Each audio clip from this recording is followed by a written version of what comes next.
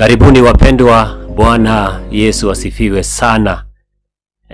Nina imani ya kwamba Bwana ametulinda popote tulipo, wale ambao wanatazamia kutoka nje ya nchi ya Kenya na wale ambao wako katika nchi yetu tukufu.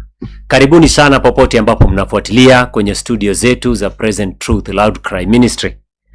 Leo tunataka kuangalia na kuchambua na kufunua uongo wa mchungaji Ezra Magesa. Mchungaji Ezra Magesa ameonekana katika mitandao ya TikTok akizungumzia masuala mbalimbali ambayo yanawahusu Waadventista wa Sabato. Sisi kama wana matengenezo tuna imani ya kwamba Biblia ndiyo msingi wa imani yetu na tunafuata maandiko. Biblia inasema ya kwamba tuweze kupiga kelele, tusiache, na tuweze kupaza sauti zetu kama tarumbeta. Kwa hivyo leo nimekuja kwenye studio hizi ili kwamba nianzishe series ya kumrekebisha Ezra. Sijui kama ni mchungaji, lakini wacha nimuite mhubiri Ezra Magesa. Na ninaomba video hizi ziweze kumfikia kwa sababu ya uongo aliyofundisha kwa uwazi. Kwa hivyo lazima na sisi tuweze kurekebisha kwa uwazi, tena kwa upendo.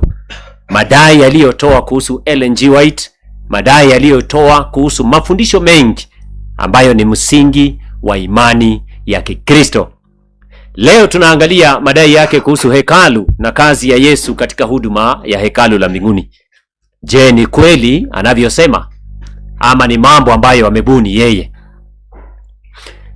Kabla hatujaingia kwenye somo hili ambalo ni somo ambalo litakuwa nzuri zaidi, ningependa niweze kukualika katika ombi. Hebu tuombe. Baba yetu wa mbinguni, tunakushukuru, jina lako litukuzwe. Asante kwa nafasi nyingine ambayo umetupatia kama walinzi katika kuta za Zayuni, ili tunapoangalia hatari tunapaza sauti zetu na kurekebisha mambo. Nitumie kama chombo jioni ya leo. Neema yako itufunike kwa imani katika somo hili ya kumrekebisha mhubiri Ezra Magesa. Neema yako iwe pamoja nasi kwa imani, kwa jina la Yesu tumeomba. Amina. Biblia inasema katika Yohana wa kwanza sura yake ni 4 mstari wake ni wa kwanza. Ninakukumbusha tu maandiko ambayo walitumia watangulizi wetu na wakatuonya. Kuna maandiko mawili katika Agano Jipya. Andiko la kwanza linapatikana katika Yohana wa kwanza, 1 John chapter 4 verse 1. Inasema, wapenzi, msiamini kila roho, bali zijaribuni hizo roho kwamba zimetokana na Mungu, kwa sababu manabii wengi wa uongo watatokea duniani. Hilo ndilo andiko la kwanza. Hapa tunaona mitume wanaonya kanisa la kwanza, wale ambao walikuwa wamefundishwa katika kweli. Wakaambiwa wasiwe wa haraka kuamini kila roho, lakini wazichunguze na kuzijaribu. Kwa hivyo kitu ambacho tutakuwa tunafanya sio kumuingilia Ezra Magesa katika nafsi yake, maana simfahamu, lakini nitakuwa ninajaribu kufunua uongo aliyofundisha ama aliyodai anafundisha katika masomo aliyoyatoa. Andiko la pili tunaonywa kama Wakristo waaminifu inapatikana katika Yuda 1 aya yake ni ya 3. Jude chapter 1, Yuda 1. Hawa ni watumishi wa Mungu waliotutangulia. Kuna mambo ambayo lazima wangeonya kanisa la kwanza. Yuda 1:3 inasema wapenzi. Angalia hilo andiko vizuri, nimeliweka pale kwenye screen. Anasema wapenzi, nilipokuwa nikifanya bidii sana kuwaandikia habari ya wokovu ambao ni wetu sisi sote, naliona imenilazimu kuwaandikia ili niwaonye kwamba muishindanie imani waliokadhibiwa watakatifu mara moja tu. Usitoe kwenye screen. Hili andiko linatuambia ya kwamba tuweze kushindania imani. Kushindania imani maanake tunafaa kusimamia kweli. Tunafaa kuleta kweli katika upendo. Si katika vurugu, si katika jazba, katika upendo. Inatupasa kumjibu kila atakayetuuliza, lakini kwa moyo wa upendo na kwa moyo wa huruma. Kwa hivyo wapendwa, katika somo hili ningependa tumsikilize Magesa. Magesa anadai ya kwamba mbinguni hamna hekalu, na anasema ya kwamba dada White aliona maono ya uongo na akaandika uongo.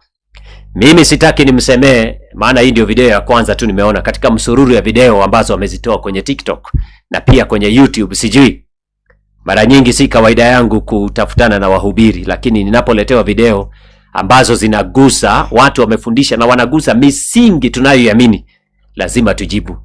Mungu ametupatia roho sio ya uoga, tumepewa roho wa ushujaa. Kwa hivyo tutarekebisha kwa upendo. Nataka msikilize mchungaji Magesa anavyoanza. Sikilizeni anavyoanza, sikilizeni. Ni miongoni mwa mafundisho hatari zaidi ya Ellen White. Na leo ninaweka kwanza nukuu zake mbili kutoka katika vitabu viwili. Nitaweka nukuu zake mbili. Nukuu ya kwanza inatoka kwenye Enlightens, ukurasa wa 42. Anasema, niliona kwamba Yesu alikuwa amefunga mlango wa patakatifu, chumba cha kwanza, na alikuwa amefungua mlango wa patakatifu na hakuna mtu awezaye kumfunga. Enlightens, ukurasa wa 42. Nukuu ya pili inasema, huduma ya kuhani katika chumba cha kwanza iliwakilisha huduma ambayo Kristo alianza alipokuwa amepaa mbinguni mwaka 1844. Aliingia chumba cha pili cha patakatifu kufanya kazi ya mwisho ya upatanisho, The Great Controversy, ukurasa wa 420 mpaka 421. Sasa hizi nukuu mbili za Ellen G. White ukizitazama kwa juu unaweza ukadhani hazina matatizo, lakini kuna matatizo makubwa sana kwenye hizi nukuu mbili. Ni kwa sababu hizi huduma unaweka ukuhani wa Yesu Kristo kwenye mtiririko sawia wa kiutendaji na ukuhani wa Haruni. Yaani unaweka usawia wa ukuhani wa Yesu Kristo na ukuhani wa Haruni. Na utakumbuka Mungu alishasema wewe ni kuhani kwa mfano wa Melkizedeki na si mkuu. Magesa ameonekana akijenga hoja, ametoa nukuu mbili za dada White. Dada White anasema ya kwamba Yesu alipopaa kutoka duniani baada ya kifo chake, aliingia katika patakatifu mbinguni katika hekalu. Halafu akafanya huduma pale mpaka mwaka wa 1844. Baadaye akaingia katika huduma ya pili katika patakatifu. Je, ni kweli? Ni kweli, kwa sababu kulingana na Magesa anadai ya kwamba yule ambaye anadai ya kwamba Yesu anahudumu katika hekalu la mbinguni anafuata mtindo wa kuiharibu Biblia, kwa sababu anasema ya kwamba Yesu anafanya ukuhani wake kwa mfano wa Melkizedeki, si kwa mfano wa Harun, ambayo ni kweli. Kwa hivyo jambo la kwanza, mchungaji huyu amemsingizia dada White, kwa sababu dada White hajawahi kusema ya kwamba Yesu anafanya huduma yake kwa mfano wa Harun, hajawahi kusema. In fact, kitu ambacho huyu mchungaji angefanya, angewaita wataalam, wangekaa naye chini, wangemfundisha. Mfano, weka nukuu ya 12MR. Hebu tumuulize dada White, je, Yesu ukuhani wake ni wa mfano wa Haroni ama ni wa mfano wa Melkizedek? Tuanzie hapo ndio tukuje kwenye madai yake ya kwamba hakuna hekalu mbinguni. Maajabu, kwa sababu inamshangaza ya kwamba dada White anasema, na si dada White. Takuonyesha, nina nukuu mbili tu, sisomi nukuu nyingi. Tatoa nukuu mbili. Dada White anasema Biblia ndiyo msingi wa imani yetu. Kwa hivyo dada White hawezi kutoa mafundisho nje ya Biblia. Ni kinyume cha utaratibu ya Waadventista wa Sabato, wana matengenezo, wale ambao wanajua maandiko. Katika nukuu hii ya kwanza ambayo inapatikana katika Manuscript Releases volume number 12, Manuscript Releases volume 12, page 398, ukurasa wa 368. Aya yake ni ya kwanza, sikilizeni. Anasema, he is a true high priest, yeye ni kuhani mkuu wa kweli. For after enduring humiliation, baada ya kuteseka kwa haya, and reproach, akadharauliwa. After being crucified, baada ya kusulubiwa, and buried, akazikwa. He was raised, akafufuliwa from the grave, triumphing over death, akajitukuza, yani akashinda mauti. Alafu, he is a priest forever after the order of Melchizedek. Point taken. Dada White hajawahi kufundisha ya kwamba Yesu ni kuhani mfano wa Haruni. Kwanza hiyo Magesa ondoa kwa mawazo. Jambo la pili, ukuhani hizi mbili zote zinahusu hekalu, na kuna hekalu mbinguni. Si dada White alifundisha, hapana. In fact, Yesu anapotoka duniani, maandiko yanaonyesha wazi. Hebu nisaidie Ufunuo sura yake ni ya kwanza. Yohana alimuona Yesu akihudumu wapi? Nisaidie Ufunuo 1 mstari wake na 12. Revelation chapter 1 verse 12.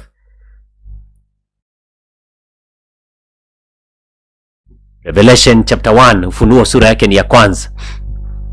Tusome Ufunuo sura yake ni ya kwanza, aya yake ni ya 12. Yohana anasema, nikageuka nione ile sauti iliyosema nami, na nilipogeuka niliona vinara vya taa 7 vya dhahabu.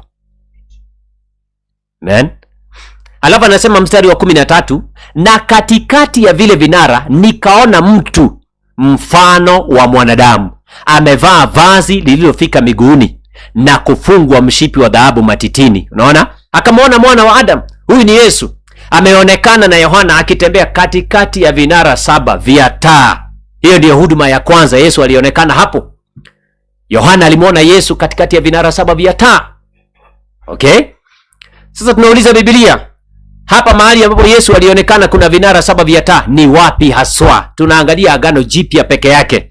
Je, kuna hekalu mbinguni?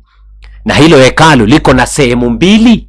Naangalia katika kitabu cha Waebrania. Angalia kitabu cha Waebrania. Yesu ameonekana akifanya huduma katika mahala ambapo kuna vinara 7 vya taa. Na hiyo ni andiko moja tu nitakuonyesha. Kuna andiko nyingi tu. Waebrania sura yake ni ya 9. Acha nione pale kitabu cha Waebrania. Hebrews. Waebrania sura yake Waebrania sura yake ni ya 9. Amen. Ninasoma mstari wake ni wa kwanza. Inasema, basi hata agano la kwanza lilikuwa la kawaida za ibada na patakatifu pake pa kidunia. Kwa hivyo kulikuwa na nini ya kwanza?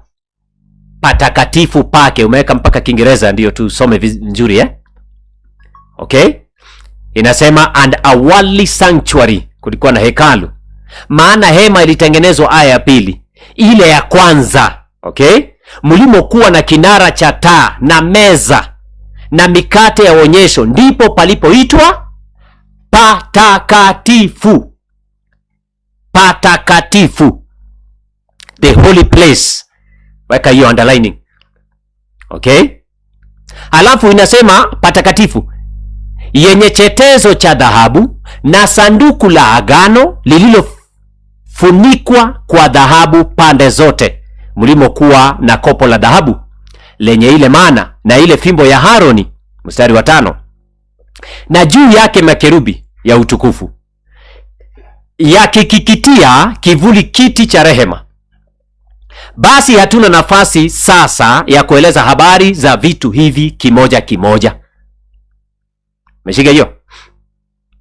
Kamata Sasa maandiko yanasema nyuma ya pazia, mstari wake ni wa 3, kulikuwa na pazia, alafu nyuma yake kulikuwa na sanduku la agano. Na maandiko yanasema nyuma ya pazia kulikuwa na sanduku la agano, kulikuwa na kopo la mana, kulikuwa na makerubi, kulikuwa na sanduku la agano. Kwanza nyuma ya pazia ambapo kulikuwa na sanduku la agano, inamaanisha upande huu mwingine paliitwa patakatifu. Kuna sababu Paulo anazungumza haya mambo.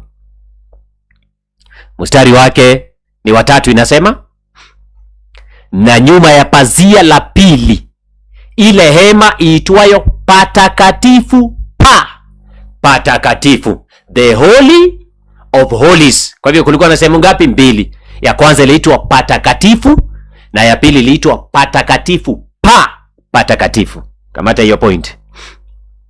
Na mstari wa 2 tumesoma ya kwamba hema ya kwanza, vinara 7 vya taa, mahali ambapo Yesu alionekana akifanya huduma ya kwanza, paliitwa patakatifu. Hebu weka verse 2 tena, Hebrews chapter 9. Inasema, maana ile hema ilitengenezwa, ile ya kwanza, mlimokuwa na kinara cha taa na meza na mikate ya onyesho, ndipo palipoitwa patakatifu. Kwa hivyo kuna sehemu 2, kuna patakatifu, amen, na kuna patakatifu patakatifu.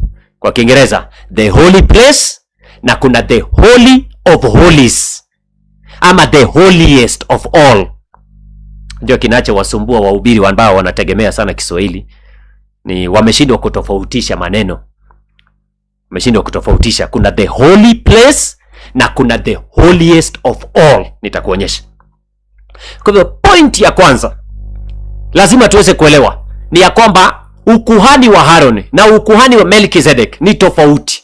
Ni tofauti kwa sababu ukuhani wa Melkizedek haujatokana na kabila zile 12 mojawapo yoyote, au hakuna kabila mojawapo ya zile 12 ambazo imeonekana ikitoa kuhani mfano wa Melkizedek. Melkizedek kizazi chake hakikuhesabiwa miongoni mwa kizazi cha wana 12 za wana wa Israeli. Ndio unaona Yesu anatoka katika kabila la Yuda, kabila ambalo halijatajwa miongoni mwa yale makabila 12 za Israeli. Ndio unaona ukuhani wa Yesu ni tofauti. Maana Lawi alitokana na kabila zile 12, lakini haimaanishi ya kwamba ukuhani zote mbili ati moja iko na hekalu na ingine haina hekalu. Sasa nataka tumsikilize anapojenga mada. Hii video tutakuwa tunaisongesha mbele na nyuma kidogo, sababu kuna mambo ya kuzingatia. Lakini kwanza achilia. Tumeona kwanza kidogo. Tumeona Yesu anafanya huduma mahali ambapo kuna vinara 7 vya taa, na hapo panaitwa patakatifu. Hapaitwi patakatifu, patakatifu, hapana. Kiingereza inasema panaitwa the holy place. Hapo ndio Yesu aliingia. Hapaitwi the holiest of all ama the holy of holies. Hayo ni mambo mawili. Kuna the holy of holies, yani patakatifu, patakatifu, na kuna the holy place ama patakatifu. Hizo ni hema mara mbili, zimegawanyika mara mbili. Hema hiyo. Sijui kama tunaelewana mpaka hapo. Sikilizeni mchungaji anakoelekea, sikiliza. Kuhani kwa mfano wa Haruni.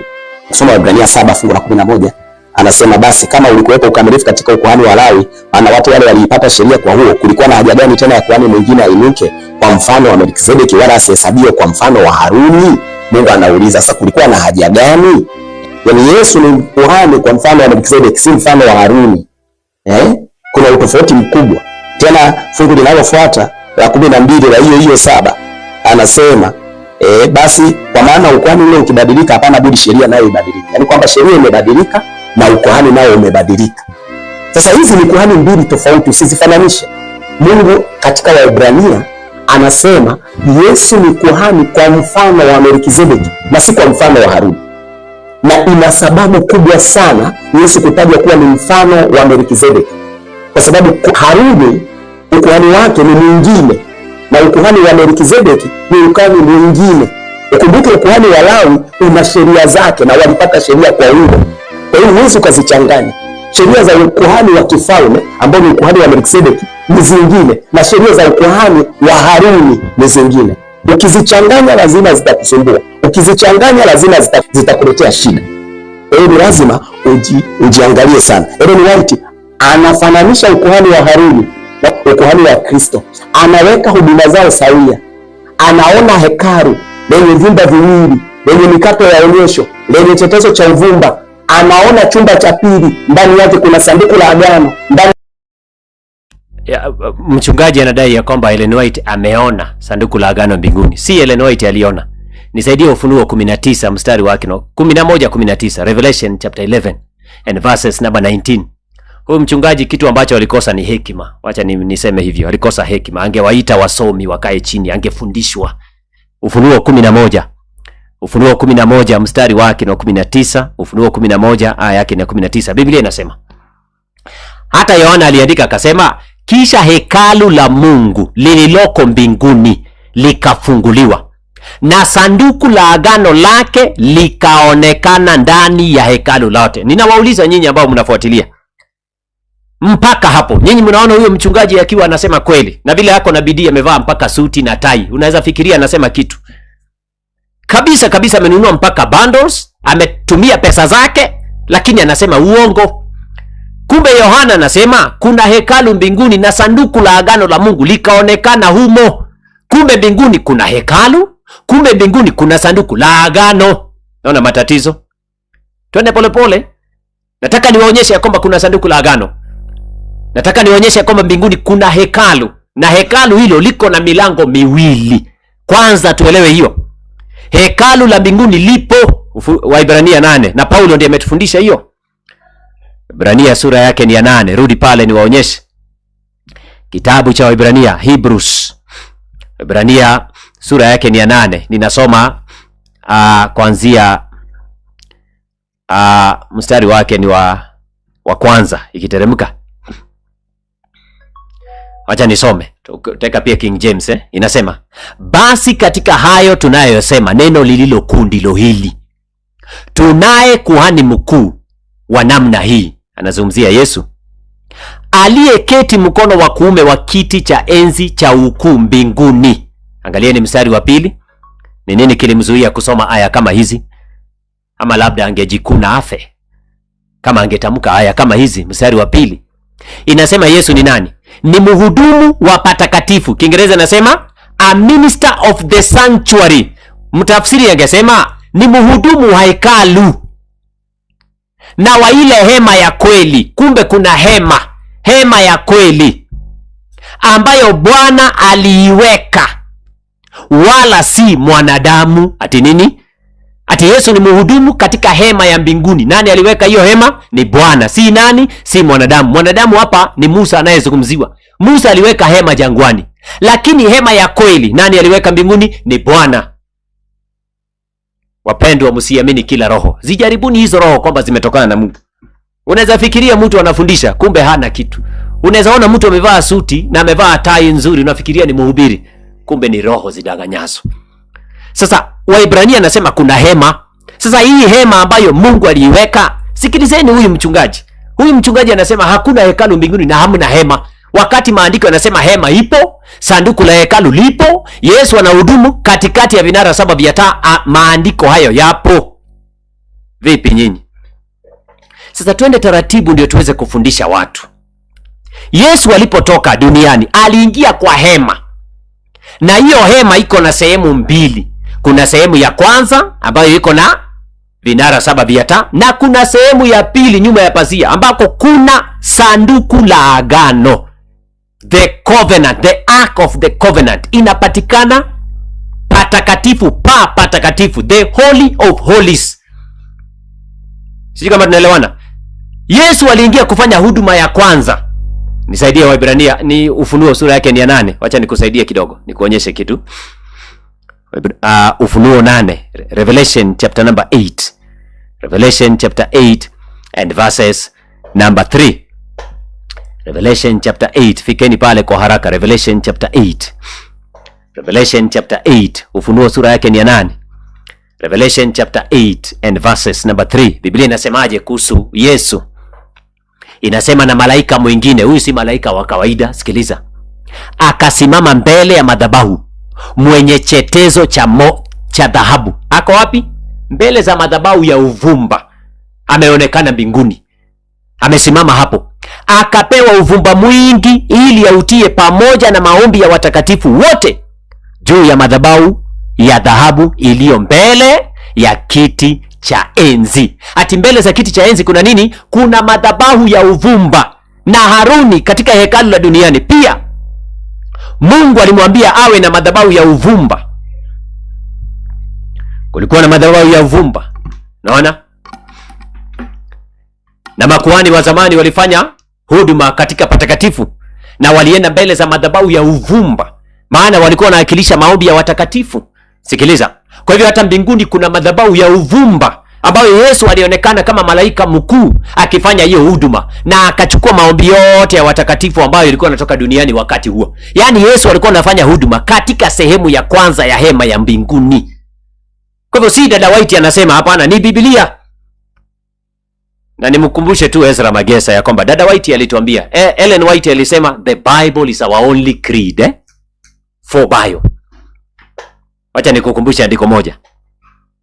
Unapoingia kwa kusoma nukuu za roho nabii, soma vizuri. Unajua kuna mwingine hapo Tanzania alianza kusoma nukuu za roho nabii. Ellen White ni muongo. Mwisho aliishia kutumia Ellen White kutetea utatu. Hamkumuona nyinyi? Mwisho hapa alitumia Ellen White nukuu zote kusema Ellen White ni nabii wa kweli, amekubaliana na fundisho la utatu. Na mwanzo alikuwa anasema ni nabii wa uongo. Mwisho akaona kumbe huyu ni nabii si wa uongo. Ameanza kukaribia hata huyu atakuja. Tuacha tuendelee na hizi series. Ikifika 15 atakuwa amefunguka macho. Point number 1. Okay? Andiko gani? For bio. Dada White anasema katika bibliography. Anasema page 454, paragraph yake ni ya 3. Angalia kwa screen, anatuambia nini? Now what is our position? Msimamo wetu ni gani sisi kama Waadventista wa Sabato? Sisi as a people, the Bible is our creed. We reject everything in a form of a human creed. Hatutaki mawazo ya watu. Biblia ndiyo msingi wetu. Kwa hivyo tunakaa katika Biblia. Si lazima tusome maandishi ya Dada White. Wewe umesoma aya 2 zimekukanganya. Wewe hujasoma Biblia. Kama angelisoma Biblia angelewa ya kwamba mbinguni kuna hekalu. Na hilo hekalu ni hema ya kweli ambayo Bwana aliisimamisha, si mwanadamu. Na Yesu aliingia katika sehemu ya kwanza ya hekalu ya mbinguni, akahudumu pale kwa muda, na kuna sababu nitakufundisha. Okay? Kuna sababu, wapendwa. Musa alipotengeneza hekalu duniani miaka ya zamani, kwanza nithibitishe. Enda Exodus chapter 25. Enda kitabu cha Kutoka, sura yake ni ya 25. Exodus 25 verse 8 and verses number 9. Kuna siku Mungu alimuita Musa kabla ya kutengeneza hekalu jangwani. Hekalu ambalo lilikuwa na sehemu 2 jangwani. Exodus 25, Kutoka 25:8. Kutoka 25 mstari wake ni wa 8, inasema Mungu akamwambia Musa nini kule mlimani? Nao watanifanyia hekalu ama patakatifu ili nipate kukaa kati yao. Sasa walikuwa itengeneze aje kule jangwani? Mstari wa 9. How are they to make that sanctuary? Angalia verse 9. Sawa sawa na hayo yote niliyokuonyesha ama nikuonyeshayo mfano wa maskani na mfano wa vyombo vyake vyote, ndivyo mtakavyofanya. Yani Mungu alimuonyesha maskani ya mbinguni na hema, akamuonyesha vyombo vyote huko, na Musa akaandika. Musa alikuwa mlimani. Musa alipopanda mlimani, wakawa na Mungu, wingu likamfunika, akawa anachora. Mungu akampatia measurements zote, vipimo vyote vya hekalu. Akamwambia ukiteremka chini utatengeneza hivi na hivi, andika vizuri. Akakaa huko siku 46. Alafu mwingine amezaliwa juzi anakuja kutuambia hakuna hekalu mbinguni, na Musa alionyeshwa. Musa akaonyeshwa ya mbinguni na Musa akachora, ndiye akateremka duniani. Alafu leo tuko na jamaa amevaa suti na tai na microphone na hajaita wahusika na anasema hakuna hekalu ni mbinguni. Matatizo yanaingia duniani. Msiamini kila roho. Sasa huyo ni Musa. Sasa leo Musa angefufuka asikie Magesa Ezra anavyozungumza, si Musa atakimbia? Na sio Musa tu, hata Paulo anarudia ya kwamba ni Mungu alimuonyesha hekalu la mbinguni na ndiye akachora. Musa alichora, akaweka measurements zote, akateremka duniani akawapatia kila kipimo, kila measurement, maana ni Mungu alimuonyesha ya mbinguni na akampatia vipimo vyote. Wapendwa sikilizeni, msiamini kila roho. Unaona? Rudi Waebrania sura yake ni 8 tuone kama Paulo anakubaliana ya kwamba Musa aliangalia ya mbinguni. Enda Waebrania 8. Enda Waebrania sura yake ni 8. Hii ndiyo msingi wa imani. Alafu nitakuonyesha ni kwa nini Yesu alianza kuhudumu katika hekalu la kwanza, sehemu ya kwanza. Iko wazi katika Biblia. Hii si mambo ya Ellen White. This is Bible truth. Ndio ukweli wa Biblia na ndio ilitutoa sisi katika makanisa ya Jumapili. Hii somo hii si mambo mengine ati Saturday Sunday. Hii the sanctuary. Hapa ndio kuna msingi wa imani ya Kikristo hapa. Usipoelewa hekalu, imani yako hata hakuna. Kwanza nitakuonyesha hiyo ninapoendelea. Ngoja kidogo nisome, niangalie ni Waebrania sura yake ni ya Waebrania sura yake ni ya 8.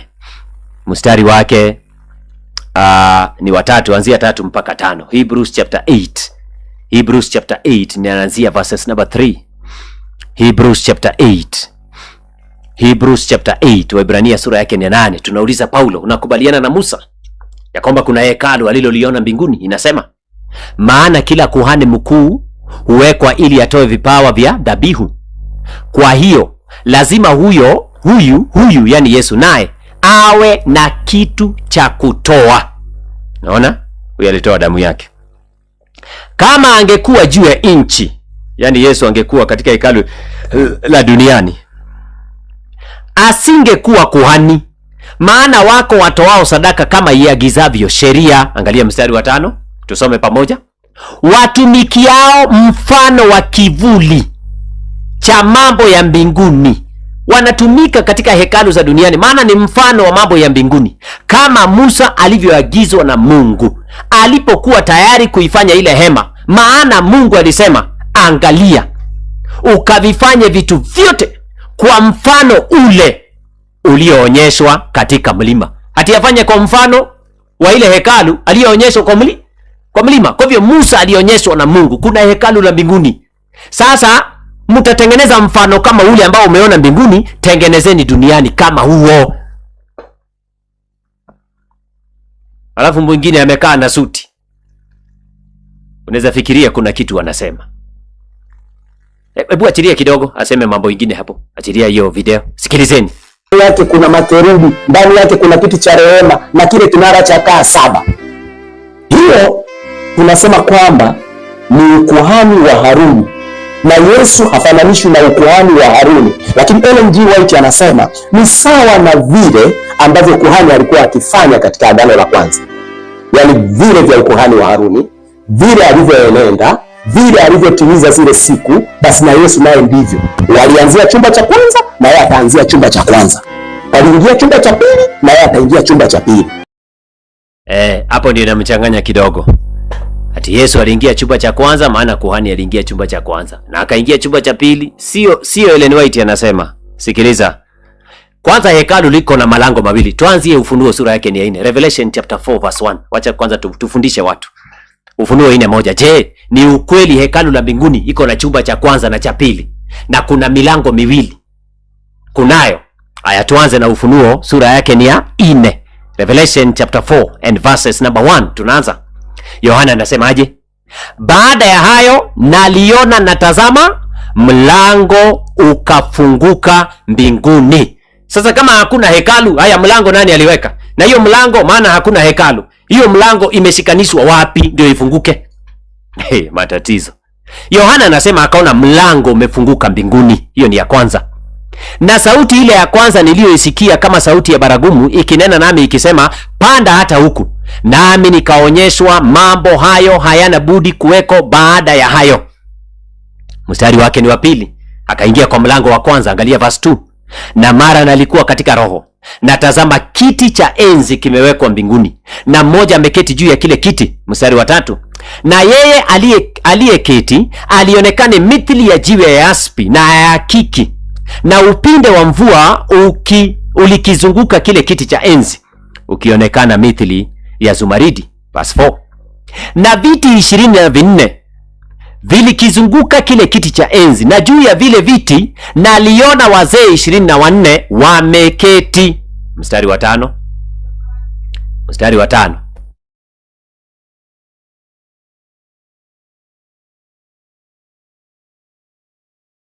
Inasema, na katika kile kiti cha enzi kunatoka umeme na sauti na ngurumo na nini na taa 7 za moto ziliwaka mbele ya kile kiti cha enzi.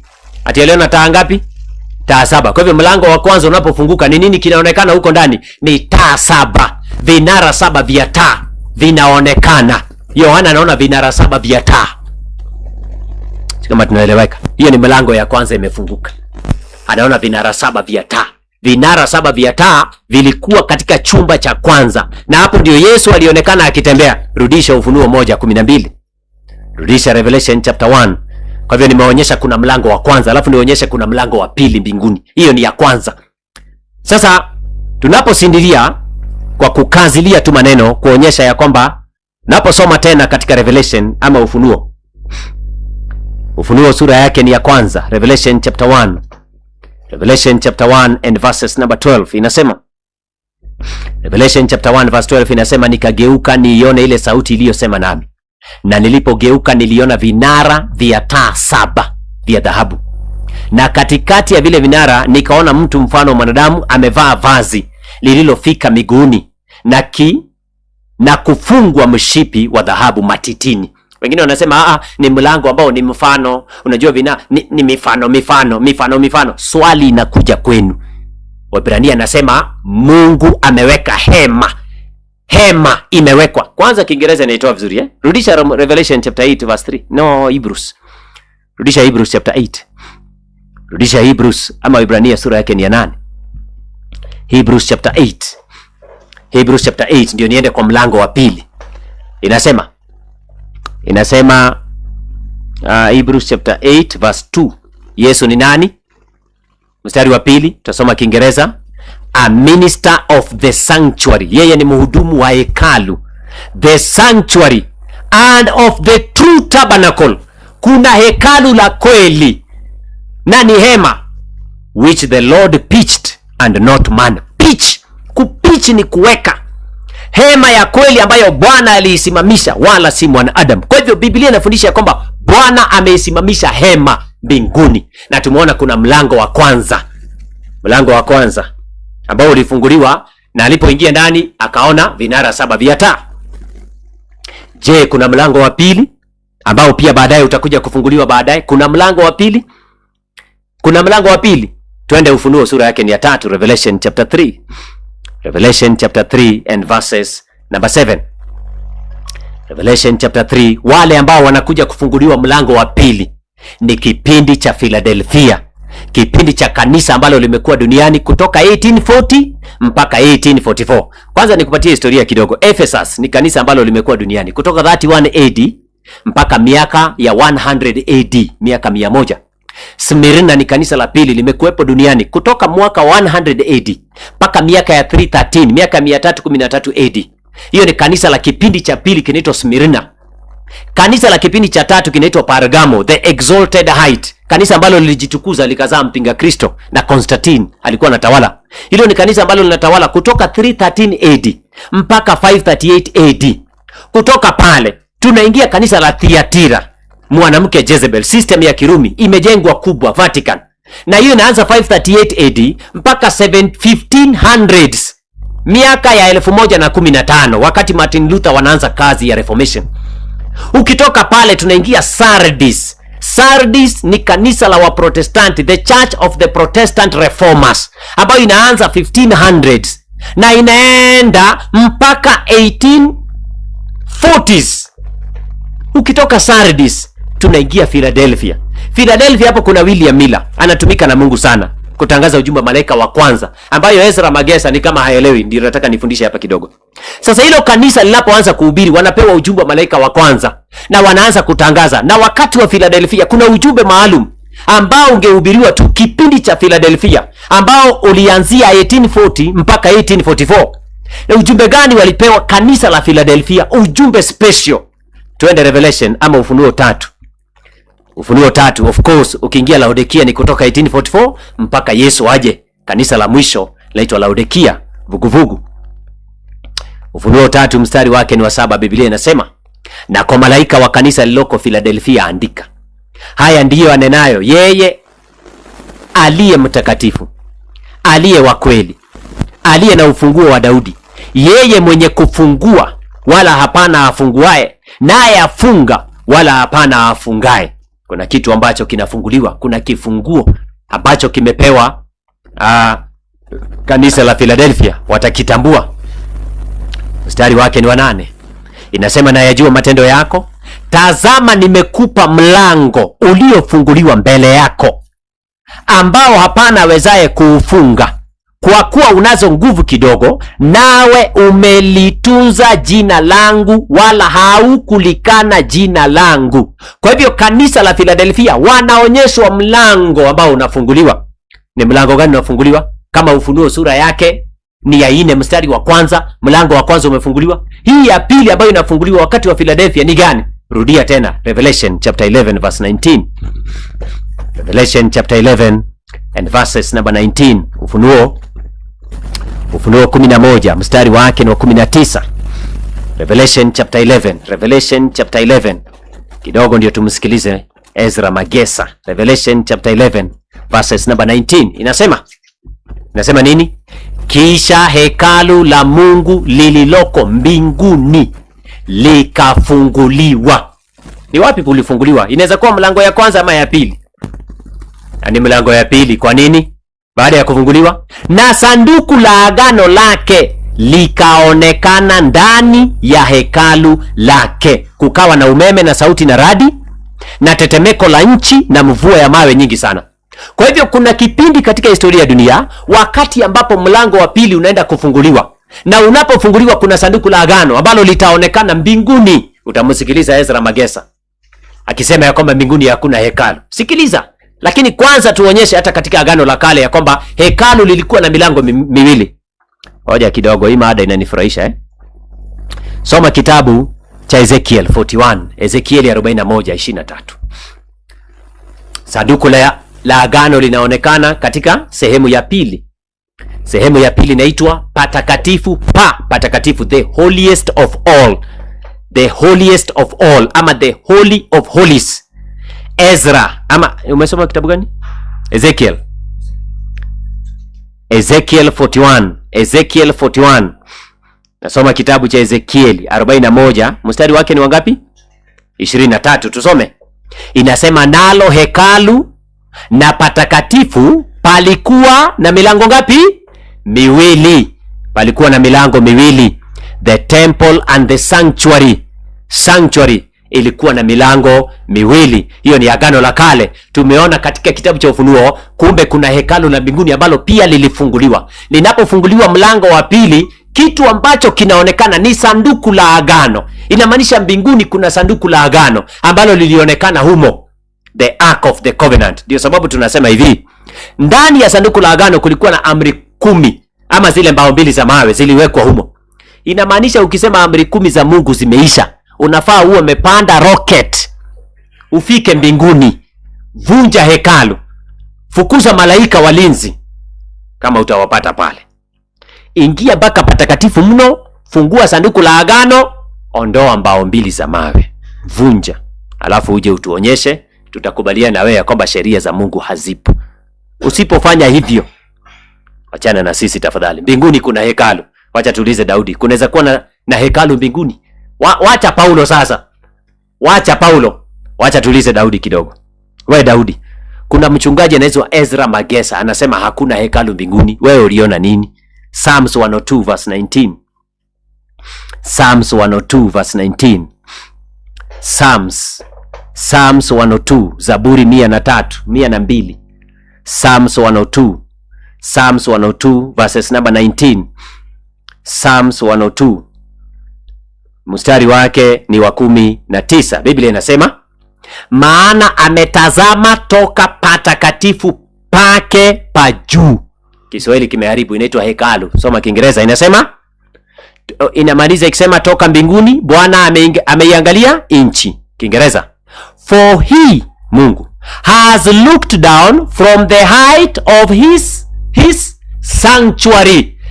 Mungu amechungulia kutoka mbinguni, akiwa katika hekalu lake mbinguni, amechungulia. From heaven did the Lord behold the earth. Amechungulia akitoka wapi? Katika hekalu la mbinguni. There is a sanctuary in heaven. Na Bwana amechungulia kutoka katika hilo sanctuary. Kumbuka Musa aliambiwa tengeneza mfano wa ile ya mbinguni. Maska ni vyombo vyote vile ambavyo utaona, chora vizuri kwa kitabu, kiteremka chini, ita wana wa Israeli, tafuta mafundi watengeneze mfano wa ile ambayo umeona mlimani. Kwa hivyo Daudi anaungana nasi akisema ya kwamba mbinguni kuna hekalu.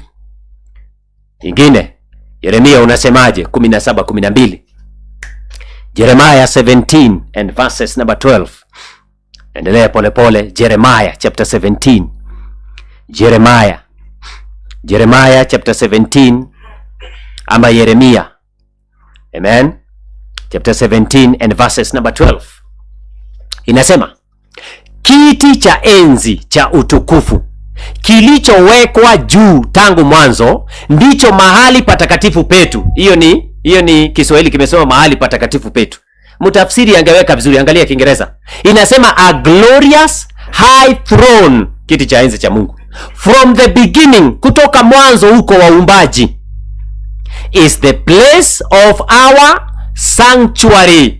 Kwa hivyo kiti cha enzi cha Mungu kiko kwa hekalu lake, na watu wa Mungu duniani wanasema hiyo ndiyo hekalu letu, maana sisi ni wasafiri. Kwa hivyo tunamwangalia Mungu katika hekalu lake. Mungu ako katika hekalu lake. God has a sanctuary in heaven, na hiyo sanctuary iko na sehemu mbili. Tumeona. Wacha nirudie kwa sababu ya yule anaingia sasa. Rudi Waebrania, rudi Exodus 25 verse 8. Rudi Exodus tena na Hebrews, alafu ndio tusikize video ya mchungaji. Alafu ndio nieleze ni kwa nini Yesu angeanza huduma patakatifu kwanza. Umeweka wapi? Exodus 25 iko kwa screen. Amen. Exodus 25. Mungu anamwambia Musa, "Na wanifanyie hekalu ama patakatifu ili nipate kukaa kati yao. Sawa sawa na hayo yote ni kuonyeshayo mfano wa maskani na mfano wa vyombo vyake vyote, ndivyo mtakavyovifanya. Tengenezeni mfano." Musa akaambiwa kuja uone hekalu halisi liko mbinguni. Rudisha tena Waebrania 8, Hebrews chapter 8 verse 3. Rudisha Hebrews chapter 8. Huyu ni Musa. Rudisha tena ndio tusikilize video inaelekea wapi. Hebrews chapter 8. Inasema Hebrews chapter 8. Inasema acha nisome Hebrews chapter 9 ndio nzuri. And verses number 2. Ni verses number? Inasema, acha nisome mstari wake, ni Hebrews chapter 9. Inasema, acha nisome verses, kuna andiko natafuta pale, verses number 5 of Hebrews chapter number 8. Hebrews chapter 8 and verses, acha nianzie verse 2. 8 verse 2. Hebrews chapter 8 verse 2. Ninarudia kwa sababu ya mtu anaingia sasa na shangaa kunaendaje. Inasema Yesu ni nani? Inasema mhudumu wa hema ama the sanctuary, patakatifu.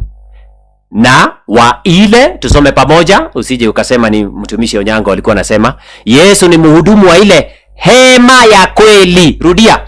Yesu ni mhudumu wa hema ya kweli ambayo Bwana aliiweka, wala si mwanadamu. Kiingereza inasema that the Lord pitched, we pitch tents. The Lord pitched a tent in heaven. Si Musa jangwani. Nafikiri hiyo imekuwa tosha. Sasa tuingie kwenye subject ambayo imemchanganya huyu bwana.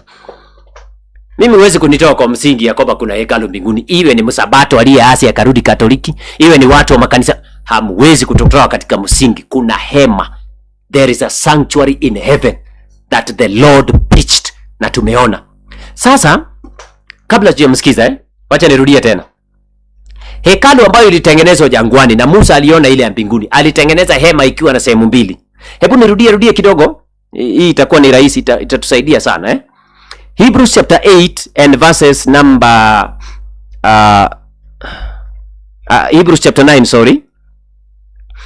Verse 3 inasema, verse 2. Hebrews 9 verse 2.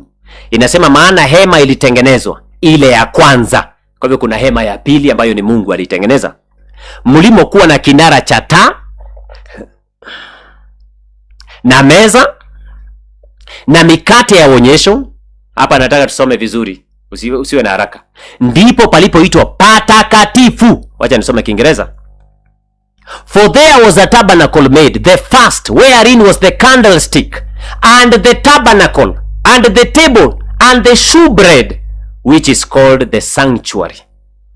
Okay?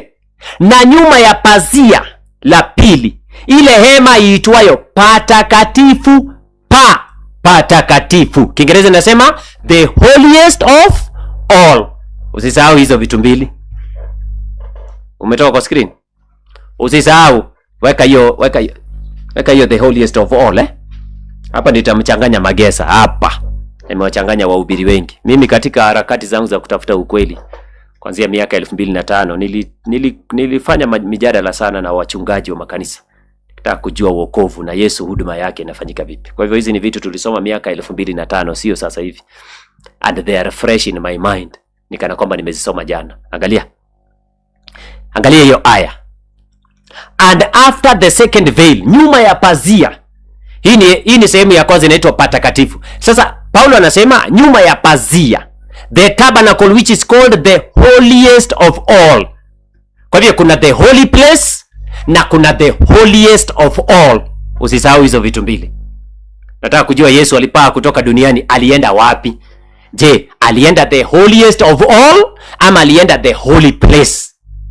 Hapo nitamchanganya Magesa. Kumbuka wale makuhani wa zamani walikuwa wanaingia patakatifu, anafanya huduma asubuhi na jioni, anatoka. Anaingia anafanya huduma asubuhi na jioni, anatoka. Lakini Yesu aliingia mara moja na hakutoka. Hakutoka mpaka kipindi cha kuingia mlango wa pili. Yeye hakutoka kama wale makuhani. Sikiliza mchungaji Magesa anakoelekea sasa. Sikilizeni vizuri. Walihudumu mbele ya sanduku la agano na yeye atahudumu mbele ya sanduku la agano. Sasa hiyo kimafundisho ni hatari zaidi, na tunaenda kuangalia uhatari wake. Namba moja, muda. Yaani wale makuhani walikuwa wanaingia kila siku. Kila siku walikuwa wanaingia. Na hii Paulo anaielezea sana. Kila siku. Lakini walikuwa wanaingia kwa siku, wanaingia mara mbili, asubuhi na jioni.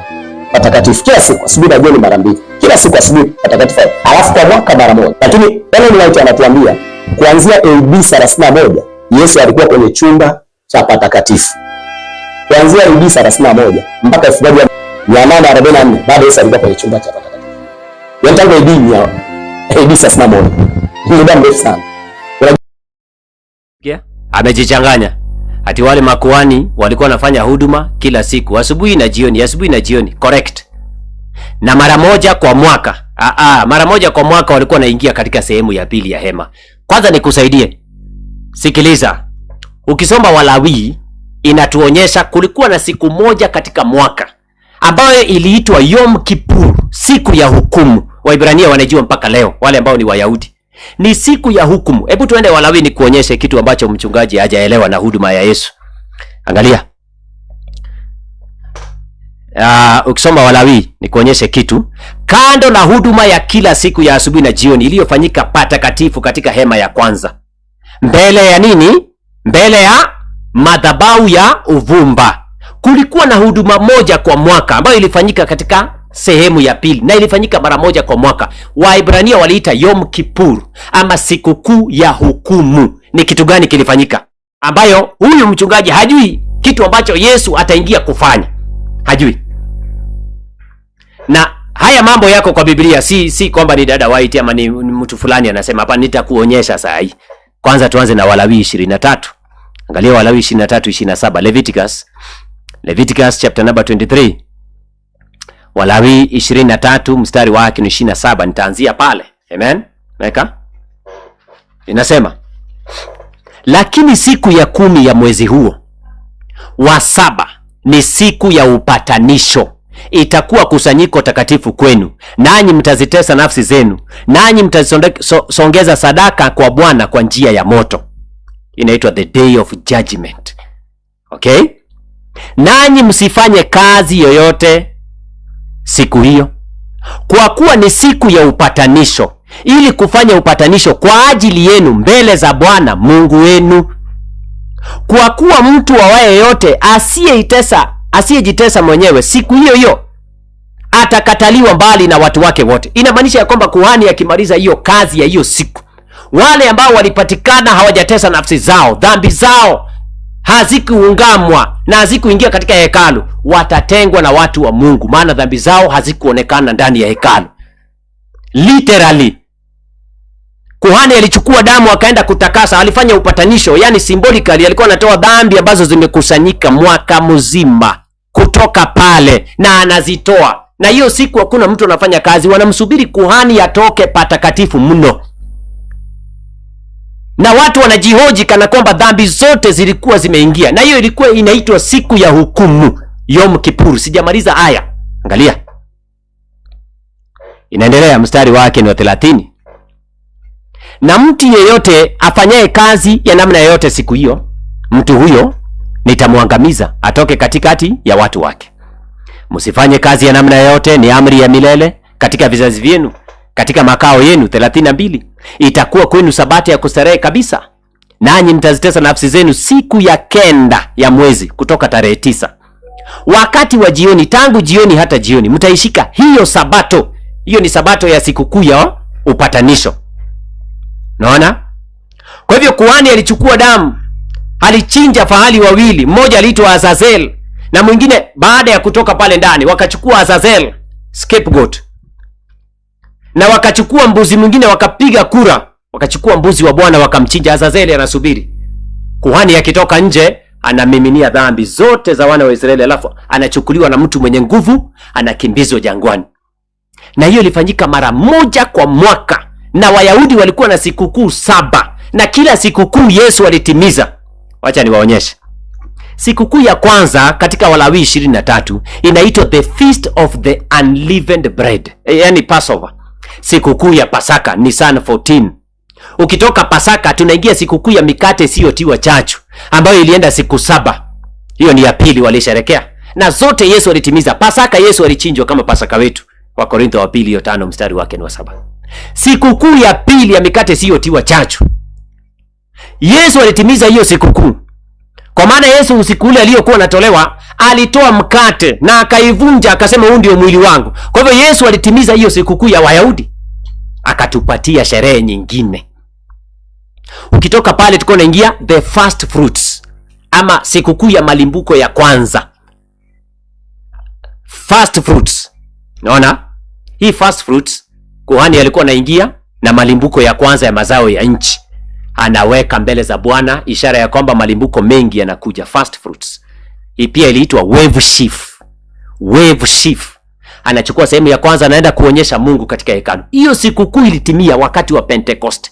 Maana Yesu alipofufuka, alifufuka na watu wachache kwenda kuwakilisha mbele za Bwana ya kwamba hawa ndiyo mazao yangu ya kwanza, lakini wengine watakuja mwisho wa dunia. Yesu akatimiza hiyo sikukuu, maana haipo tena, ilitimia Pentecost. Hizo ni 4: Pasaka, unleavened bread, mikate isiyotiwa chachu, first fruits. Okay? First fruits yetu alipofufuka. Alafu tunaingia Pentecost. Pentecost ilitimia Matendo ya Mitume sura yake ni ya 2. Yesu akatimiza, na alipopaa mbinguni akamimina Roho. Hiyo sikukuu ikaisha, maana ikatimia Pentecost. Hiyo ni sikukuu ya 4. Sikukuu ya 5 iliitwa the trumpets, ama sikukuu ya kupuliza tarumbeta. Walipuliza tarumbeta wakiandaa watu kwa sababu ya Yom Kippur. Walikuwa naandaa watu kwa sababu ya nini? Sikukuu ya upatanisho, na ilifanywa siku 50 kabla. Tarumbeta zikapulizwa Israeli. Watu waliposikia tarumbeta, watu wakaanza kujitakasa. Wanatafuta kama kuna dhambi wametenda, hawajapatana na wenzao, dhambi ambazo hawajatubu. Mtu anaenda anachukua kondoo, anachinja haraka haraka, anaenda kwenye hekalu. Hizi dhambi zake ziwe kwenye hekalu huko, ili baada ya sikukuu ya tarumbeta kupigwa, takuonyesha nani walipiga tarumbeta duniani. Alafu sasa tunaingia sikukuu ya upatanisho. Sasa ikiwa tarumbeta ilipulizwa duniani, nitawaonyesha kwa ujumbe wa malaika wa kwanza. Hebu soma Revelation 14 verse 6. Hao wanaitwa the Millerites. Wale ambao wanaitwa William Miller, wao ndio walipuliza tarumbeta ya kwanza wakiandaa dunia kwa sababu ya saa ya hukumu. Hizi ndio vitu wachungaji wengi hawajui. Hebu soma Revelation 14 verse 6. Ufunuo 14:6 inasemaje? Kisha nikaona malaika mwingine akiruka katikati ya mbingu. Hii inaitwa the final movement, ambayo Mungu atainua kipindi cha mwisho. Na huyo malaika anasimamia wajumbe mwenye injili ya milele, awahubiri hao wakao juu ya nchi, kwa kila lugha na jamaa na taifa, akisema kwa sauti kuu. Si unaona hiyo ni tarumbeta inapigwa dunia nzima. Mcheni Mungu na kumtukuza, kwa maana saa ya hukumu yake imekuja. Imekuja. Muabuduni ama msujudieni, worship. Muabuduni Mungu wa kweli. Kwa hivyo tarumbeta zinapopulizwa duniani zinaandaa watu kwa sababu ya nini? Upatanisho. Inaitwa the judgment. Saa ya hukumu, the hour of his judgment is come. Sasa kama Yesu anafuata kutimiza sikukuu zote za wana wa Israeli, hii ya upatanisho naye ataitimiza vipi? Hii ya judgment ataitimiza vipi? Lazima ingie kwenye hema, sehemu ya pili. Lazima itimizwe huko. Lazima mlango ufunguliwe, Yesu aingie. Lazima hukumu ianze. Hii saa ya hukumu ndio naona mimi nilipokuwa naangalia Biblia miaka zamani nilikuwa nashangaa. Na leo ukiwauliza watu ambao wanakwenda makanisani, hata huyu Ezra Magesa, mimi sijui yeye anaamini wenye haki watahukumiwa, sijui. Hukumu iko mara 2. Na lazima Yesu aingie kwenye hukumu, na sio Ufunuo peke yake, sio Dada White ameandika. Hii ni Biblia. Biblia inaonyesha kwamba kuna kipindi, awamu ya mwisho ya hukumu itaanza. Na malaika wa kwanza, ujumbe huo Mungu akiuachilia duniani, kuna wale watapuliza tarumbeta wakiandaa watu. kwa saa ya hukumu ambayo imeanza na ipo. Danieli aliona kitu gani? Danieli sura yake ni ya 7.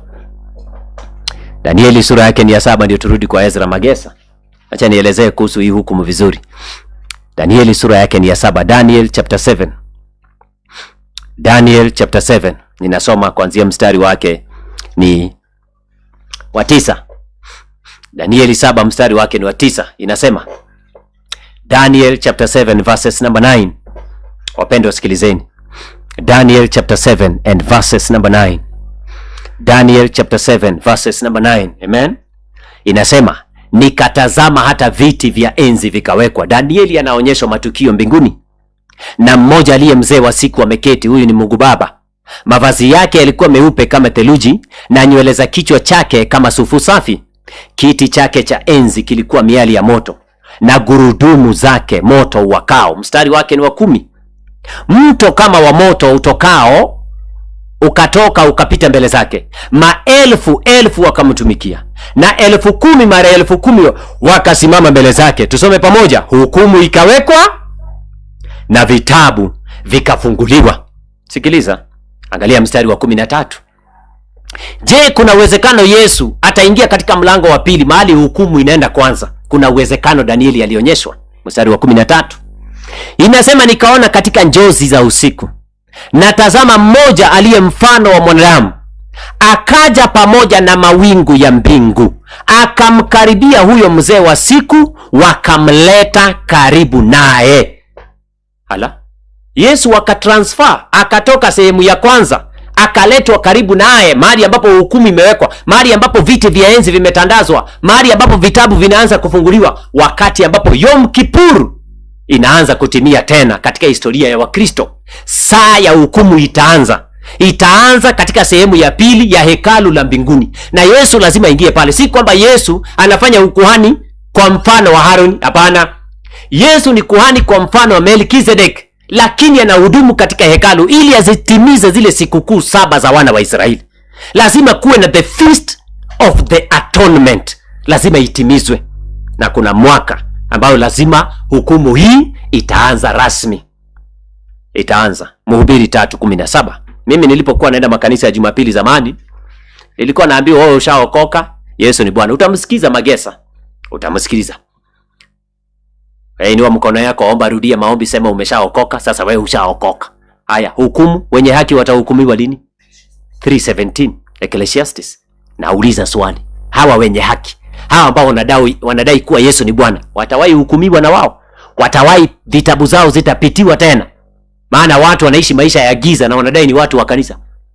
Sikiliza, hii hukumu itaanza nini? Lini? Tutasoma kitabu cha Ecclesiastes ama Mhubiri sura yake ni ya 3. Ecclesiastes chapter number 3 and verses number 17. Tusome. Anasema, nikasema moyoni mwangu, nini? Mungu atawahukumu wenye haki na wasio haki. Makundi mangapi yatahukumiwa? Mawili. Kundi la kwanza kuhukumiwa ama kupitia hukumu ni gani? Ni wenye haki. La pili, wasio haki. Kwa hivyo hizi hukumu ni mbili, hawezi kuhukumiwa pamoja. Lazima hukumu ya kwanza ianze na watu walioko katika nyumba ya Mungu, wanaodai Yesu ni Bwana. Hao ndio wanahukumiwa wa kwanza. Petero wa kwanza 4:17. Weka huko Petro, unasemaje? Alafu ndio tumsikilize Magesa. Waacha tusikilize Petro anasemaje. Petero wa kwanza sura yake ni ya 4 mstari wake ni wa 17. Petro wa kwanza. Alafu ndio niwaonyeshe kitu ambacho mchungaji Magesa, sijui kama ni mchungaji, amekosea pakubwa. Huwezi ingia katika Biblia kuanza kuweka mawazo yako. The Bible is a continuous chain of truth. Biblia ni msururu wa mnyororo, na ni mnyororo ulio na kweli kutoka point A mpaka point B. Huwezi kuvunja. Angalia Petero wa kwanza 4:17 inasema, kwa maana wakati umefika wa hukumu kuanza katika nyumba ya Mungu. Na ikianza kwetu sisi, mwisho wao wasioitii injili ya Mungu itakuwaje? Kwa hivyo kulingana na Paulo, hukumu inaanzia wapi? Kwa nyumba ya Mungu. Inaanza na akina nani? Wale ambao wanasema wamemwamini Yesu. Na Yohana wa Patmo akaonyeshwa malaika wa kwanza atapuliza tarumbeta. Kuna wale watatangazia watu kabla ya tukio hilo kuanza, kabla Yesu kuanza kazi ya huduma ya pili. Na wale wanasema hakuna hekalu mbinguni, Timotheo wa kwanza 5:24 mtapeleka wapi hilo andiko? Nauliza, Timotheo wa kwanza 5:24 hilo andiko tutalipeleka wapi? Wacha tusome ndio tumsikilize Magesa. First Timothy. Hii ndio ilinifanya nikaanza kusoma tena. Hii mambo yote nimeokoka. Ilibidi mimi nisome kwanza. Timotheo wa kwanza 5. Timotheo wa kwanza, First Timothy chapter 5 verses number 24 inasema maneno yafuatayo. Sikiliza, hawa ni mitume. First Timothy chapter 5 verse 24 inasema, dhambi za watu wengine zi dhahiri. Hii ni kikundi cha kwanza duniani. Zatangulia kwenda hukumuni.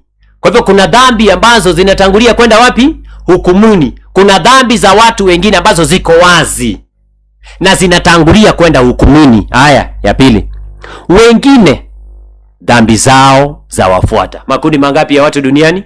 Makundi ni mawili. Kuna wale ambao dhambi zao zinatangulia kwenda wapi? Hukumuni. Kuna wale ambao dhambi zao zinawafuata nyuma. Sasa wewe Mkristo pamoja na Magesa, ungetaka kuwa mtu wa aina gani kwenye kanisa? Wewe unasema Yesu ni Bwana, umemwamini. Ungependa kuwa Mkristo ambaye dhambi zako zinatangulia kwenda hukumuni, ama unataka kuwa Mkristo ambaye dhambi zake zinamfuata nyuma? Kibarua kwenu. Tumsikilize kwanza. Tusikilize anapojenga hoja. Sasa hapa ndiyo shida inaanzia. Sikiliza. Hii dunia Yesu ameiumba, Mungu ameiumba kwa muda wa siku 6. Ile kazi ya kukomboa, ile kazi ya kuhubiri, ile kazi ya Calvary, ile kazi aliyotangulia kuifanya, alifanya kwa miaka 3.5. Lakini Ellen G. White anatuambia tangu Yesu aende mbinguni AD 31 bado yupo kwenye chumba cha kwanza anafanya kazi ile waliokuwa wanafanya makuhani kwenye chumba cha kwanza. Ndio amemaliza sasa 1844 akaingia kwenye chumba cha pili. Yaani ni kazi ndefu ajabu. Yaani mpaka sasa hivi inakaribia miaka 2000 bado yuko kwenye vyumba hivi viwili. Ni muda. Umesikia? Ati kutoka 31 AD mpaka 1844 Yesu amefanya kazi katika sehemu ya kwanza ya hekalu. Yaani anashangaa Yesu akae hapo kwa muda huo wote. Kwa nini? Yaani kwa akili zake haingii, anashindwa, anafanya nini hapo?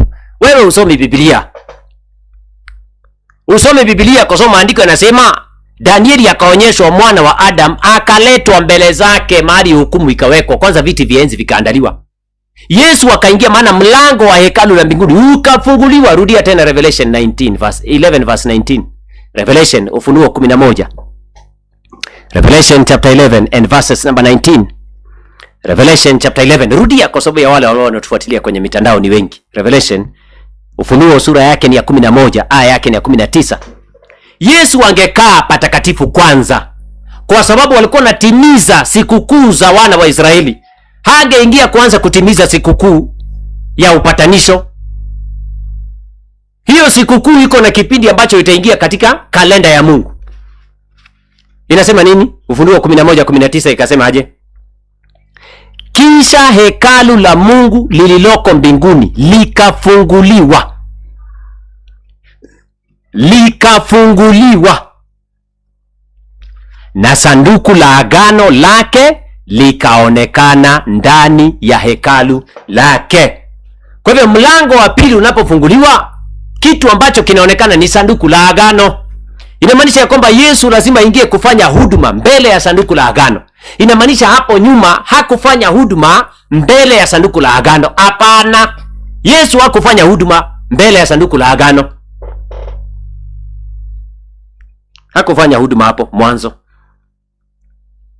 Yesu alifanya huduma mahali ambapo kuna dhabihu ama kuna madhabahu ya uvumba. Kiingereza inasema the altar of incense. Incense. Madhabahu ya uvumba.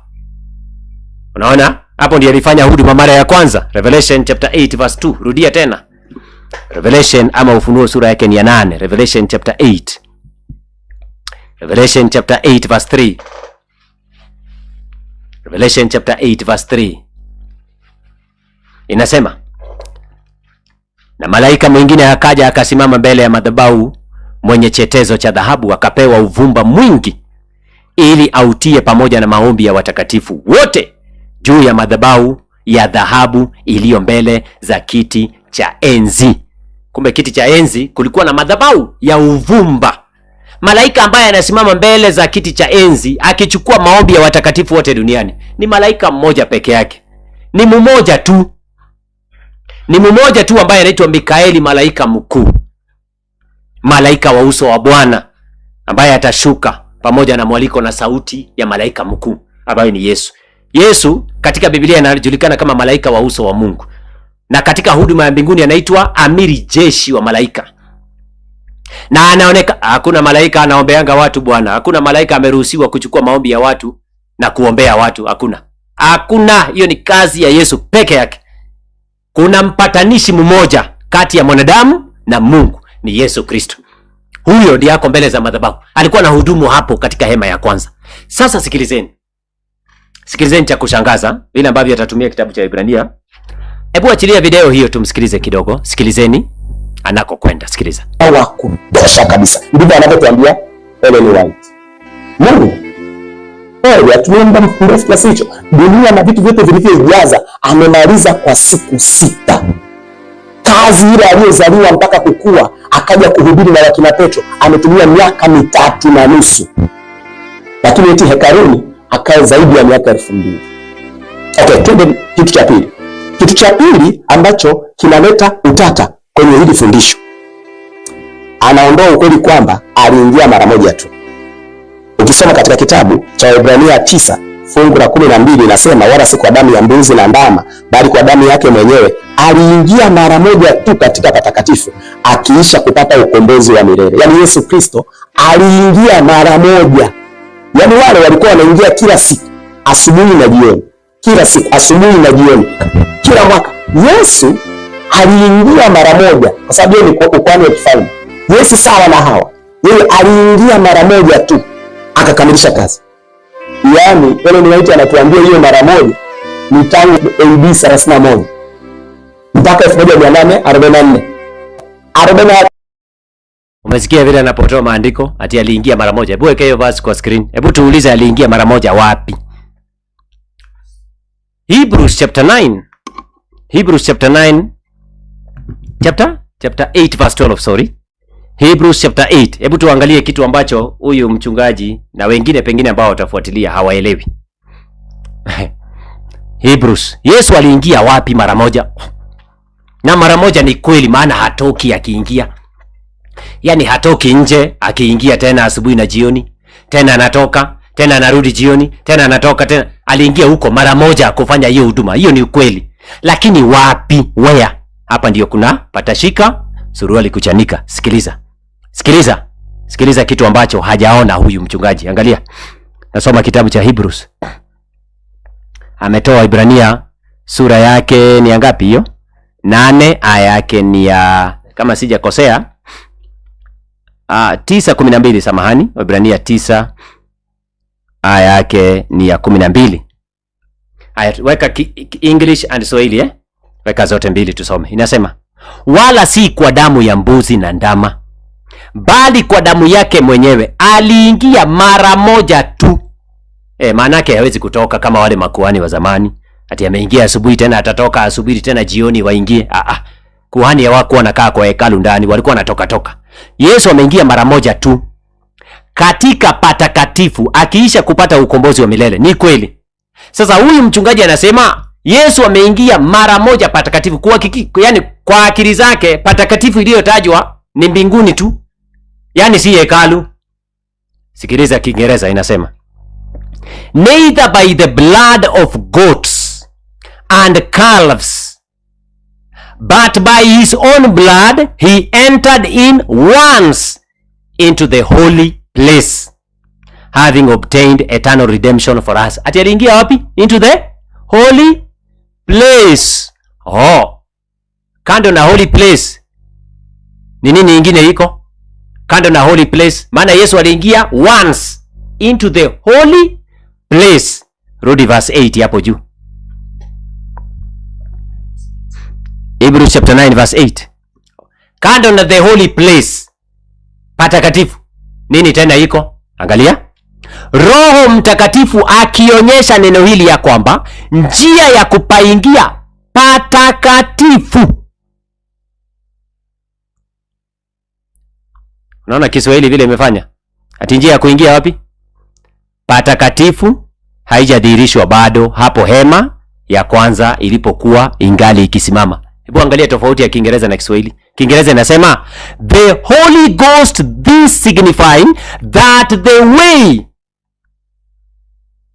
into the holiest of all. Ala? The way into the holiest of all was not yet made manifest while the first tabernacle was yet standing. Kwa hivyo kuna the holiest of all na kuna the holy place. Jameni, hata Kiingereza kinaweza kukusaidia kidogo Kwa hivyo katika Waebrania 9 peke yake inatuonyesha kuna the holiest of all. Umeweka hiyo Hebrews 9 verse 8. Bado iko kwa screen Rudisha King James. King James inasema verse 8, the Holy Ghost, this signifying that the way into the holiest of all, patakatifu patakatifu, was not yet made manifest. Lakini ukienda verse 12, Yesu aliingia wapi? Teremka chini verse 12, Hebrews 9 verse 12. Hebrews 9 verse 12 inasema, neither by the blood of the goats or calves, but by his own blood he entered in once. Where? Aliingia wapi? Wapi? Into the holy place. Uoni tofauti mpaka hapo? Uoni Biblia inasema kuna the holy place na kuna the holiest of all? Uoni tofauti? Sasa Kiswahili imezitaja zote pamoja ati patakatifu. Hapana, Paulo anajua Kenya anaandika kuna the holy place patakatifu na kuna patakatifu patakatifu. Na hizi amezungumzia katika hema ya mbinguni ambayo iko na patakatifu ambayo Yesu aliingia mara moja na hatokitoki kama wale makuhani. Yeye alikaa huko kwa muda huo wote. Hakuingia patakatifu mno, hakuingia into the holiest of all. Hebu rudi Hebrews chapter 9 nikuonyeshe. Rudi juu verses number 2. Rudi Hebrews chapter 9. Anzia verse 2. Inasema nini? Maana hema ilitengenezwa ile ya kwanza mlimokuwa na kinara cha taa na meza na mikate ya onyesho, ndipo palipoitwa patakatifu, the holy place, or the sanctuary, the holy place. Angalia verse 3. Nyuma ya pazia, after the second veil, the tabernacle which was called the holiest of all. Swali kwako. Yesu alipotoka duniani, Paulo anasema aliingia into the holy place ama aliingia into the holiest of all? Ukiona picha ya tabernacle, aliingia wapi? Na kuuliza tena, aliingia into the holiest of all ama aliingia into the holy place? Aliingia wapi katika sehemu hizo mbili? Kulingana na Waebrania 9:12, King James Bible version nasema he entered in once, yani hatokitoki nje. He entered in once into the holy place. Hatoki, hakutoka nje. Alifanya hapo huduma mpaka ikaisha. Jesus did not enter into the holiest of all. Nafikiri unaona tofauti mpaka hapo. Si kama unaona tofauti mpaka hapo. Ninarudia. Yesu hakuingia katika patakatifu, the holy place.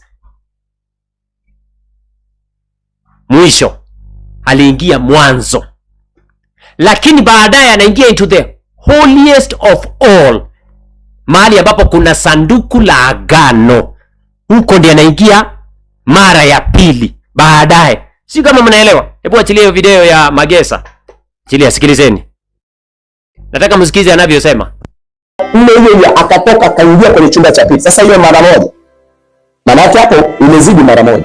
Yaani tukitaka kuleta maana ya mara moja, tunasema kwamba hapo imezidi mara moja. Ameingia kule, hasa ameingia. Afu kuna kitu kingine, ameingia kukaa humo. Wala hata makuhani walikuwa wanatoka. Wala hata makuhani walikuwa wanaenda nyumbani. Walikuwa wanapumzika. Utaniambia yeye ni Mungu hachoki. Lakini Biblia kuna kitu inasema aliingia mara moja. Aliingia mara moja. Na inasema wala si kama wale makuhani ambao walikuwa kila siku lazima waende kufanya. Kila siku yeye alifanya mara moja. alifanya mara moja. Kwa hiyo ukweli wa Biblia unabaki kuwa vile vile, aliingia mara moja, na hapo alipoingia wala sio hekaluni. Katika umesikia vile anasema, na hapo mahali ameingia sio hekalu. Yesu hakuingia kwa hekalu. Ati hapo alipoingia si hekaluni. Si hekaluni. Hakuingia hekaluni. Rudia Waebrania 9, weka tena. Tarudia mpaka kieleweke. Hebrews chapter number 8. Hebrews chapter 8 verses 1 and verses number 2. Tuone Yesu aliingia wapi?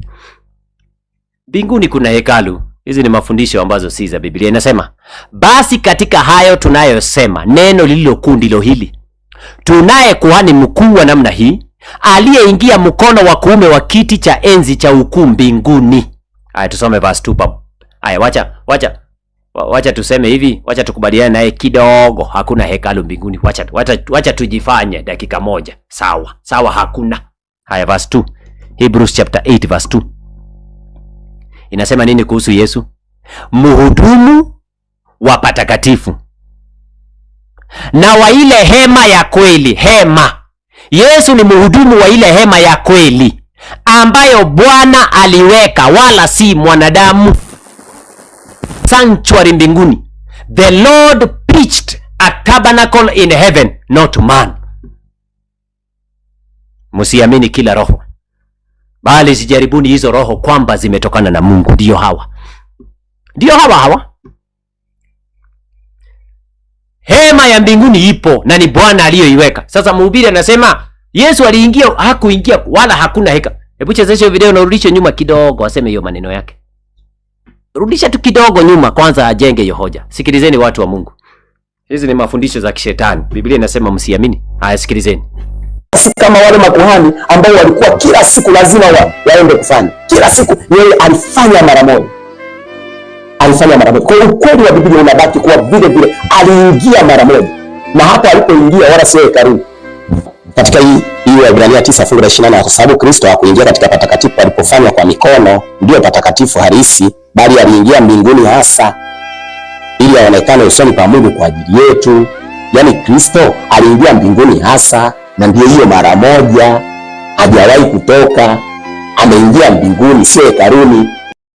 Unasikia hiyo? Aliingia mbinguni sio hekaluni. Rudia Ufunuo 11:19. Ufunuo 11:19. Revelation chapter 11 verse 19. Mimi nashangaa na watu wanasikiza mtu kama huyu na hawasomi Biblia. Revelation chapter 11 verse 19 inasema na kisha hekalu la Mungu lililoko mbinguni likafunguliwa, na sanduku la agano lake likaonekana ndani ya hekalu lake. Nini kaonekana? Sanduku la agano. Nini ikafunguliwa mbinguni? Hekalu. Mchungaji anasema nini hakuna mbinguni? Hekalu. Biblia inasema nini iko mbinguni? Hekalu. Wewe utaamini nani? Biblia inasema Mungu ameweka hema mbinguni. Anasema hakuna hekalu mbinguni. Wakati Musa alionyeshwa hekalu, akaambiwa tengenezeni kama hiyo. Rudia tena Hebrews. Rudia tena Exodus 25 verse 8 na 9. Rudia tena. Rudia. Hii ni mara ngapi tunarudia hiyo aya? Nimerudia mara 3. Hebrews Exodus. Hii ni mara ya 3 narudia hiyo aya. Na kuna sababu ninarudia aya hizi. Kutoka 25 mstari wake wa 8 inasema, nao na wanifanyie patakatifu, yani hema, wanitengenezee hema, hekalu, ili nipate kukaa kati yao. Mstari wa 9, sawa sawa na hayo yote ni kuonyeshayo. Kwa hivyo Musa ataonyeshwa hekalu la mbinguni, alafu atakuja kutengeneza duniani aje mfano wa maskani na mfano wa vyombo vyake vyote, ndivyo mtakavyo ifanya. Yani waliambiwa watengeneze hii hekalu, the sanctuary, waiweke jangwani. Musa akaambiwa chochote ambacho utaona katika hekalu la mbinguni nitakuonyesha, na uchore na uandike. Nenda ukatafute mafundi duniani, tengenezeni mfano huo, kwa sababu mpango wa wokovu unaanzia mbinguni, si hapa duniani. The sanctuary is our foundation of truth. Wapendwa, sikilizeni. Kuna sababu Daudi aliandika katika Zaburi, Psalms chapter 70, Psalms chapter 73 verses number 13. Niko karibu kumaliza. Psalms ama Zaburi ni 70, Psalms chapter number 77 verse 13. Psalm 77. Acha nisome kwa Kiingereza. Kuna sababu Daudi aliandika, Thy way, O God, njia yako Mungu iko katika hekalu. Katika hekalu. Who is so great a God as our God. Naona? Njia ya Bwana iko katika hekalu, ndiyo njia yake ya wokovu. Mimi ndimi njia, kweli na uzima. Sasa hiyo njia inayozungumziwa pale inamwakilisha Yesu, kumbe iko katika hekalu. Huwezi kutoa hekalu. Na Yesu lazima ingie katika huduma patakatifu, the holy place, Hebrews chapter 9 verses 12. Unaona? Alafu Hebrews chapter 9 verses number 8 pale juu na verse 3 nasema kuna the holiest of all. Wapendwa, kuna sababu, kuna hema la mbinguni, kuna sababu. Maana Mungu alikaa upande wa kaskazini in the sanctuary. Sanctuary, kuna sanduku la agano tumeona. Kuna makerubi, kuna mataa, vinara 7 vya taa, kuna inaitwa nini? Madhabahu ya uvumba tumeona. Tumeona malaika anafanya ombi kwenye madhabahu ya uvumba iliyo mbele za Bwana tumeona. Inasema hakuna hekalu mbinguni.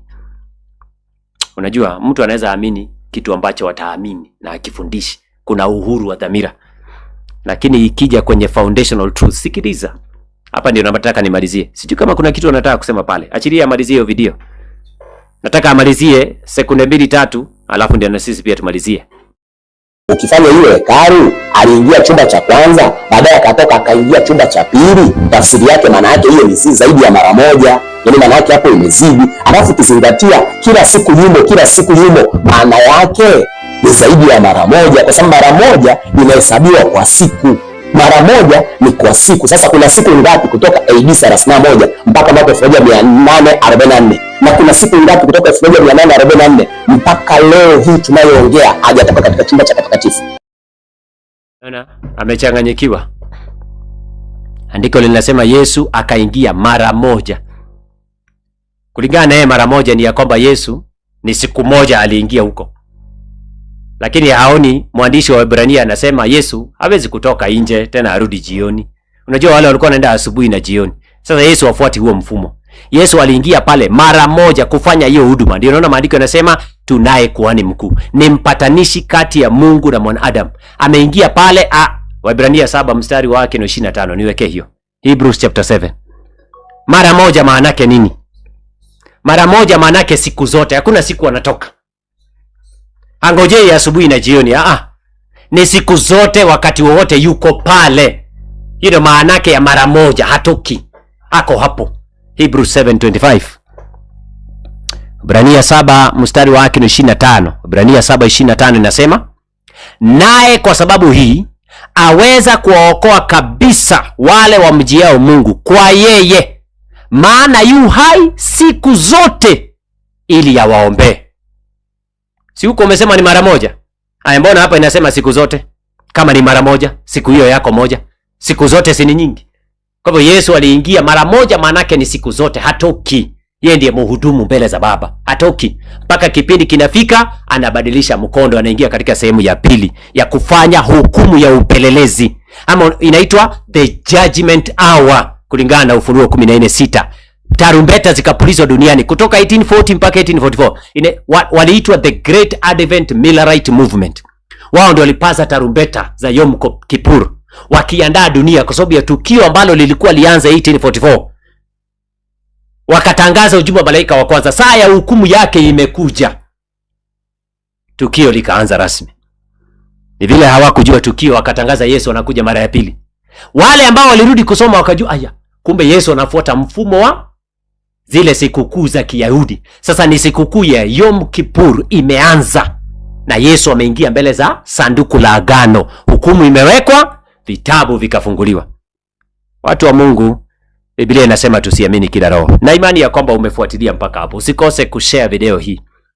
Zungumzeni na huyo mchungaji.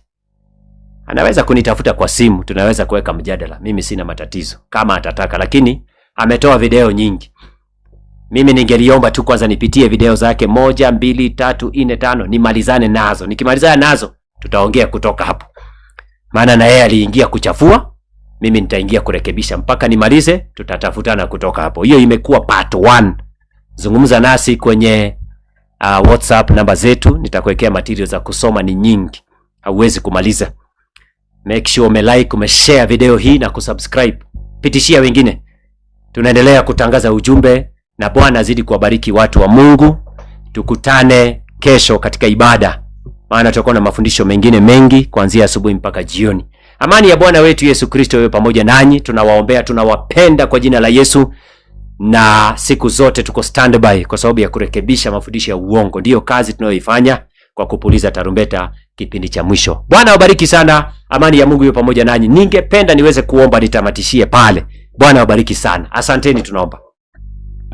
Jina lako litukuzwe. Baba yetu wa mbinguni, asante kwa sababu umetufundisha mengi. Tangia tulipoanza mpaka sasa hivi tumeweza kumalizia vyema. Tumejifundisha ya kwamba kuna hekalu mbinguni. Maandiko ni mengi yamedhihirisha ya kwamba Yesu anafanya huduma patakatifu mno. Leo tusaidie tusiondoke katika msingi huo, maana hekalu ndiyo msingi wa imani yetu. Yesu ndiye njia, kweli na uzima.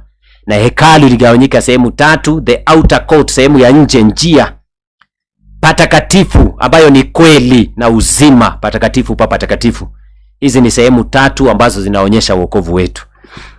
Tusaidie Bwana, neema yako itufunike.